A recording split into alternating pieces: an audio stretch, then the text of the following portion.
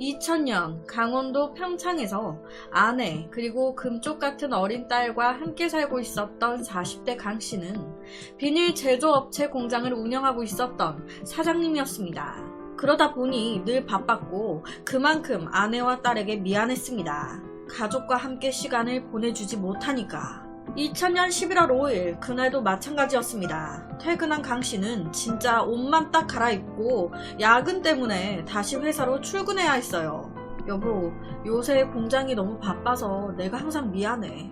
대신 다음 주에 우리 다 같이 맛있는 거 먹으러 가자. 일 끝나고 새벽에 올 것 같아. 그러니까 나 기다리지 말고 당신 먼저 자고 있어. 그렇게 다음날이 밝았습니다. 아내가 잠에서 깨 거실로 나왔는데 어찌된 일인지 일을 마치고 새벽에 돌아오겠다던 남편이 보이지 않는 겁니다. 이 사람이 어디 간 거야? 아침까지 온다고 해놓고. 연락 없이 외박한 적이 없었던 남편이었기에 아내는 슬슬 걱정이 되기 시작했습니다. 당연히 바로 남편 강씨의 핸드폰으로 전화를 했어요. 그런데 핸드폰이 꺼져 있네. 뭔가 느낌이 좋지 않았던 아내는 바로 남편의 공장을 찾아갔습니다. 공장은 아무 일 없이 평소처럼 직원들이 출근해 돌아가고 있었어요. 남편 강씨만 출근을 안 한 상태.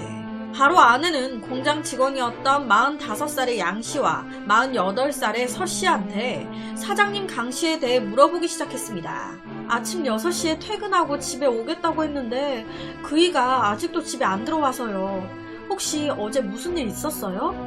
어제요? 아니요, 어제 별일 없었는데. 야근 끝나고 사장님 들어가시는 것까지 봤는데? 야, 너도 같이 봤잖아. 그런데 사라진 건 이 강씨뿐만이 아니었습니다. 사무실 책상 금고에 있었던 2억 원의 회사 공금까지 사라진 상태. 당시 금고는 강제로 누군가 훼손해서 따간 흔적은 전혀 없었습니다.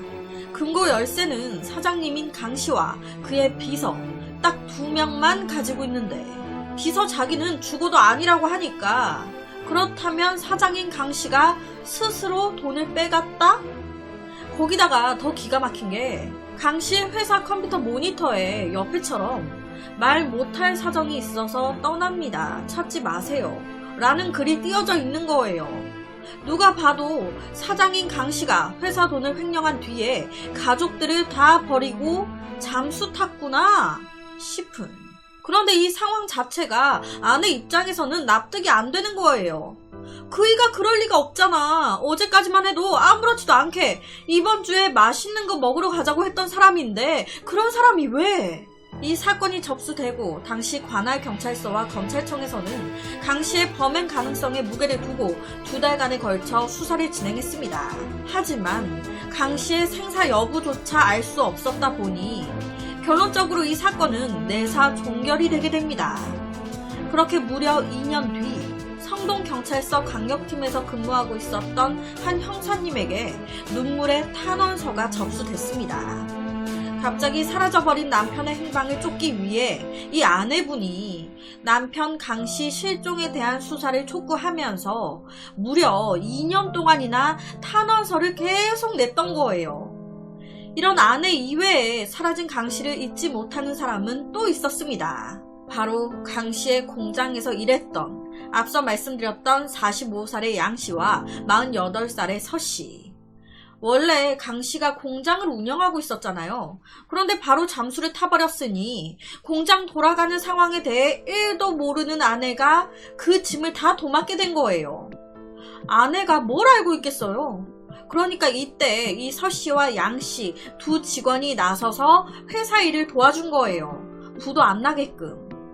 그런데 그게 얼마나 버티겠습니까? 사모님, 저희가 어떻게든 부도만은 막아보려고 했는데 은행에서도 더는 못 도와주겠다고 하고 아무래도 회사가 부도가 날 것 같아요. 이 두 남자는요, 발벗고 나서서 강씨를 찾는 건 물론 남겨진 아내를 도와서 뛰었습니다. 그랬던 이유가 서씨와 양씨 이 두 사람은 강씨의 공장에서 무려 10년 넘게 함께 일해온 사이였습니다. 그만큼 서로 다 사이가 돈독했단 말이에요. 사장 강씨는 이 두 사람에게 고마워하고 그러다 보니 두 직원도 믿고 잘 따르고 실제로 이 양 씨가 3년 전에 어머니가 아프셔서 수술비를 내야 되는데 그 돈이 없었던 거예요. 그래서 막 혼자 끙끙 앓고 있는데 그 돈을 사장님인 강 씨가 대준 겁니다. 당연히 처음에 양 씨는 거절했어요. 아, 사장님 괜찮다고, 제가 알아서 하겠다고. 그런데 아유, 됐어. 우리 사이에 무슨 힘든 일 있으면 얘기를 해야지. 왜 그러고 있어? 이거 공짜로 해주는 거 아니야. 열심히 일해서 다 갚아. 이자까지 다 쳐서 갚으라고. 알겠지? 어려울 때마다 힘이 돼주었다는 강씨. 그들은 서로에게 가족과도 같은 존재였습니다.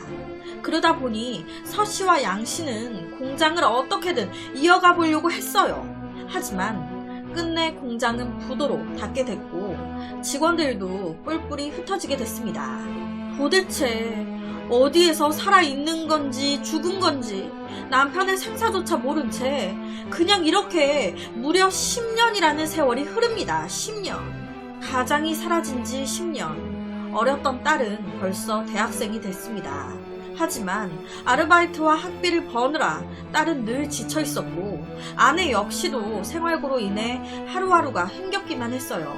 이제는 사라진 남편에 대한 그리움보다 원망이 더 커져버린. 도대체 어디에 있는 거야? 죽었으면 시체라도 나타나야 되는 거잖아. 사실 이 아내가 탄원서를 경찰에 계속 제출했었잖아요. 그래서 한 경찰분이 이 탄원서를 보고 강씨 가족과 당시 업체에 근무하고 있었던 종업원을 상대로 탐문 수사를 벌이고 수사 기록을 검토하기 시작했었단 말이에요. 그런데 수사 종결된 사건의 증거나 단서를 확보하기는 쉽지 않았습니다. 그러다 보니 이 사건의 수사 자료 수집만 10년이 걸린 거예요. 그렇게 2010년 10월 이 강씨의 유가족에게 이상한 전화가 한 통 걸려옵니다. 수학이 넘어 50대 남자가 10년 전 실종된 강씨의 유고를 내가 찾아줄 테니까 나랑 사망보험금 나눠 가지는 게 어때요? 서로 좋은 게 좋은 거라고. 당신은 강씨 유골 찾고 나는 돈 벌고 좋잖아요. 그렇게 이 50대 남자는 강씨 유골을 찾아주겠다는 빌미로 유가족에게 500만원, 300만원, 200만원 이런 식으로 약 1200만원 정도를 뜯어갑니다. 가족들은 정체불명인 이 50대 남자에게 홀려서 5달 동안 수시로 돈을 건넸습니다. 그만큼 애절했으니까. 하지만 유골은커녕 아무런 진전이 없는 거예요. 아, 이 새끼 뭐야. 유골 찾아주겠다며. 당연히 가족들은 이놈을 바로 경찰에 신고를 하게 됩니다. 경찰 추적 끝에 유골을 찾아주겠다던 정체불명의 남자의 신원이 밝혀졌습니다. 그 남자는 10년 전 강씨가 사라진 후 강씨의 아내 옆에서 강씨를 찾는데 그렇게 도왔던, 강씨와 10년 넘게 함께 일했던 양씨였습니다. 양씨가 왜? 경찰은 바로 양씨의 위치를 추적했습니다. 그런데 그가 있는 곳이 경기도 용인의 한 요양원. 알고 보니까 이 양씨 위암 4기로 수술을 받은 뒤에 요양원에서 이제 마지막 준비를 하고 있는 거예요.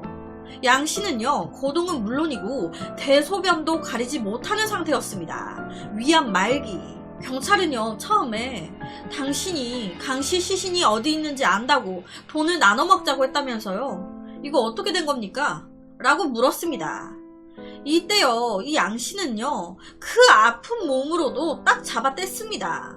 에? 제가요? 저는 그런 말을 한 적이 없습니다. 그렇게 아프면서도 곧 죽음을 앞두고 있는 상황에서도 1시간 열을 모르쇠로 거짓말을 계속한 거예요. 그러다가 무슨 생각이 든 건지 갑자기 해탈한 듯 오열을 하면서 털어놓기 시작했습니다. 양씨 말로는 사장 강씨가 자기 아내를 건드렸다는 거예요.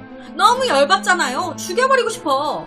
그러니까 같은 직원이었던 김씨와 서씨를 꼬셔서 2000년 11월 5일 새벽 2시경에 공장으로 강씨가 회 먹으러 갑시다 하고 들어온 그 순간 바로 뒤에서 김씨와 서씨가 사장 강씨의 양팔을 부여잡고 놀란 강씨가 막 버둥거리니까 이때 양씨가 미리 준비한 망치 같은 걸로 이 강씨의 머리를 내려친 겁니다. 갑작스러운 습격에 이 사장 강씨는요, 저항 한번 못 해보고 두개골이 다 깨진 채 그 자리에서 숨졌습니다. 축 늘어진 강씨를 사무실 바닥에 내팽겨두고 이 양씨와 서씨 그리고 김씨 3명은 사무실 책상에서 약 2억 원을 챙긴 뒤에 강씨의 시신을 차에 싣고 강원도 영월의 한 야산으로 가서 묻어버립니다.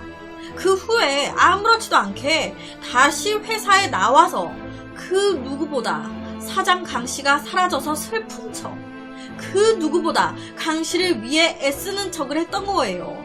사실 지금까지 얘기를 들어보시면 양씨는 그놈이 먼저 내 아내를 건드렸다, 그놈이 먼저 잘못했다, 그놈이 먼저 죽을 짓을 한 거다 라고 얘기합니다. 하지만 경찰은 다르게 봤어요. 당시에 양씨와 김씨 그리고 서씨는요, 사장 강씨에게 빚이 있었습니다. 작게는 3천, 많게는 5천. 이 빚, 제가 앞서 이런 말을 했었습니다. 양씨가 어머니가 아프셔가지고 병원비가 필요했는데 이때 사장인 강씨가 해줬다고. 그리고 이때 강씨가 이런 말을 했다고. 주는 거 아니야, 이래서 갚아. 이자까지 쳐서 갚아.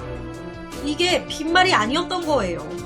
이 직원들을 엄청 돌리는 겁니다. 오늘 다 야근이야. 아, 사장님 어제도 야근했는데. 그래서 지금 못하겠다는 거야? 당신들이 나한테 이러면 안 되지. 돈 갚을 능력이 안 되면 일이라도 열심히 해야 될 거 아니야. 사장 강씨와 직원들의 관계는 채권 채무 관계가 상당히 많았습니다. 직원들이 돈을 못 갚으니까 그럼 내 밑에서 일을 해라. 그렇게 해서 갚아라. 그러면서 월급까지 탕감하고 조금씩 준 거예요. 그러다 보니 이 직원들 입장에서는 아무래도 거기에 대한 불만이 굉장히 많이 있었겠죠. 경찰은 이 점에 주목했습니다. 양 씨는 빚을 탕감하기 위해 강 씨를 죽인 뒤 5년여 동안 중국으로 도망가서 도피 생활을 했고, 그 사이 사기 혐의로 2년 동안 깜빵에 간 거예요. 그리고 2010년 10월 출소한 뒤에 강 사장의 가족들에게 또 한 번 사기를 치려고 했던 겁니다. 그런데 위안 말기.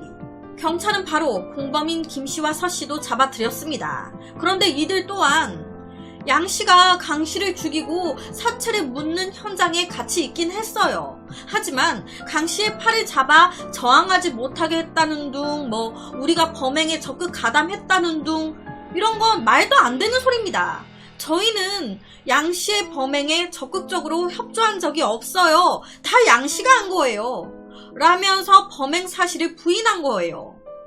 양씨는 서씨, 김씨와 함께 했다. 하지만 서씨, 김씨는 아니다. 다 양씨가 한 거다. 누구의 말이 맞는 걸까요? 이걸 확인하려면 제일 중요한 사람이 양씨인데, 이 양씨는요, 경찰의 모든 자백을 한 후에 10년 동안 자신을 짓눌렀던 죄의식을 털어놓은 안도감 때문인 건지 범행을 자백하고 일주일 만에 요양원에서 사망했습니다.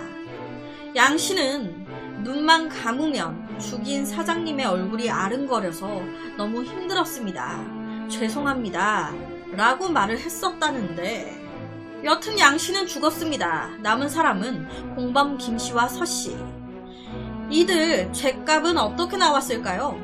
설마 무죄?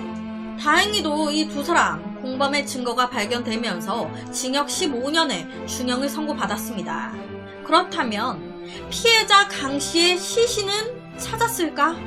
경찰은 이들의 말을 바탕으로 강 씨의 시신이 묻힌 것으로 추정되는 강원도 영월, 야산 일대를 다 뒤졌습니다. 하지만 끝내 시신은 찾지 못한 것 같더라고요. 양 씨가 지목한 장소를 아무리 찾아도 안 나와. 그러다 보니 이 사건은 시신 없는 살인사건으로 불리고 있습니다. 그래서 오늘은 사람을 죽이고 무려 10년 동안 숨어 살다 또 그 죽인 피해 유가족들한테 사기치려고, 죽인 당사자도 모자라서 그 가족들에게 또 돈을 뜯어내려고, 그러다가 위안 말기 판정받고 경찰에 자백 후 8일 만에 사망. 그리고 피해자의 시신은 끝내 찾지 못한 되게 찝찝한 한 살인사건에 대한 이야기를 가지고 왔습니다.